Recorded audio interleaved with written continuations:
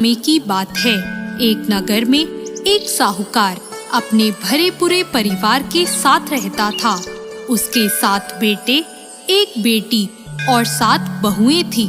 साहूकार की बेटी दिवाली पर अपने ससुराल से मायके आई हुई थी। दिवाली पर घर को लीपना था, इसलिए सारी बहुएं जंगल से मिट्टी लेने गई। साहूकार की बेटी भी अपनी भाभियों के साथ चल पड़ी। साहूकार की बेटी जहाँ मिट्टी खोद रही थी, उस स्थान पर साहू अपने बच्चों के साथ रहती थी। मिट्टी खोदते हुए गलती से साहूकार की बेटी की खुरपी की चोट से साहू का एक बच्चा मर गया। इस पर क्रोधित होकर साहू ने कहा, मैं तुम्हारी कोख बांधूंगी। साहू के वचन सुनकर साहूकार की बेटी अपनी 7 भाभियों से एक एक कर विनती करने लगी कि वह उसके बदले अपनी कोख बंधवा ले। सबसे छोटी भाभी अपनी ननद के बदले अपनी कोख बंधवाने के लिए तैयार हो गई। इसके बाद छोटी भाभी के जो भी बच्चे होते वो 7 दिन बाद मर जाते। 7 पुत्रों की इस प्रकार मृत्यु होने के बाद उसने पंडित को बुलाकर इसका कारण पूछा।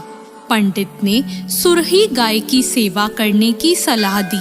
सुरही गाय सेवा से प्रसन्न हो जाती है और छोटी बहू से पूछती है कि तू किस लिए मेरी इतनी सेवा कर रही है और तू मुझसे क्या चाहती है। जो कुछ तेरी इच्छा हो वो तू मुझसे मांग ले।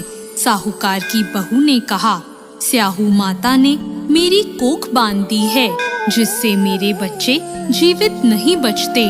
अगर आप मेरी कोख स्याहू माता से खुलवा दें तो मैं आपका उपकार मानूंगी। गाय माता ने उसकी बात मान ली और उसे लेकर 7 समुंदर पार स्याहू माता के पास चल पड़ी। रास्ते में थक जाने पर दोनों आराम करने बैठ गए। अचानक साहूकार की छोटी बहू की नजर एक ओर गई। वहाँ उसने देखा कि एक सांप गरुड़ पंखनी के बच्चों को डसने जा रहा है। यह देखते ही उसने उन बच्चों को बचाने के लिए उस सांप को मार दिया।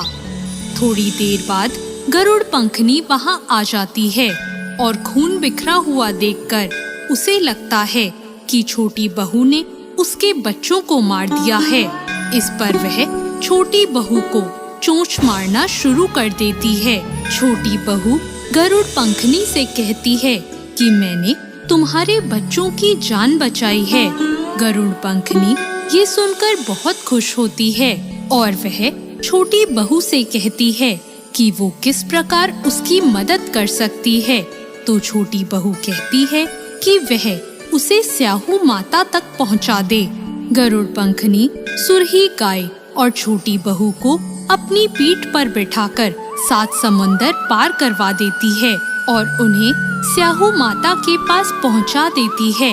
स्याहू माता सुरही गाय को देखकर बोलती है कि बहन, तुम तो बहुत दिनों में आई हो।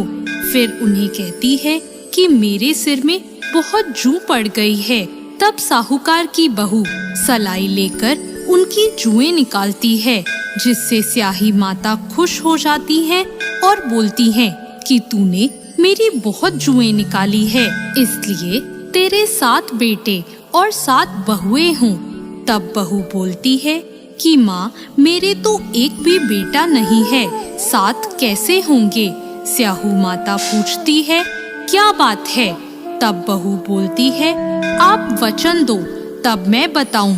तो स्याहू माता उसे वचन दे देती है। तब बहू कहती है कि आपने मेरी कोख बांध रखी है, मेरे बच्चे नहीं जीते। यह सुनकर स्याही माता बोलती है, तूने तो मुझे ठग लिया। मैं पहले तेरी कोख नहीं खोलने वाली थी, पर अब मुझे तेरी कोख खोलनी पड़ेगी। जा, तेरे 7 बेटे और 7 बहुएं होंगी। तू घर जाकर अष्टमी की पूजा करना और उसका उद्यापन करना। बहू लौटकर घर आई तो उसके 7 बेटे और 7 बहुएं थी। वो सबको देखकर बहुत खुश हो गई। अब अष्टमी के दिन उसने 7 अहोई बनाकर पूजा और उसका उद्यापन किया।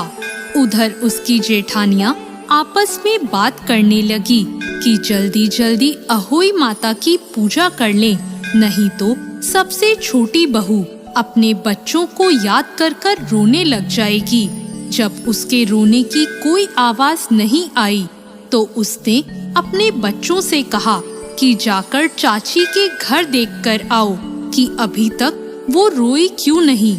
बच्चों ने जाकर देखा तो वहाँ चाची कुछ मांड रही थी और उद्यापन और पूजा की तैयारी कर रही थी। उन्होंने जाकर अपनी माताओं को ये बात बताई। यह सुनते ही जेठानियाँ दौड़ी दौड़ी उसके घर आई और उससे पूछा कि तेरी कोख कैसे छूट गई। देवरानी बोली, स्याऊ माता ने मेरे ऊपर कृपा कर कर मेरी कोख खोल दी।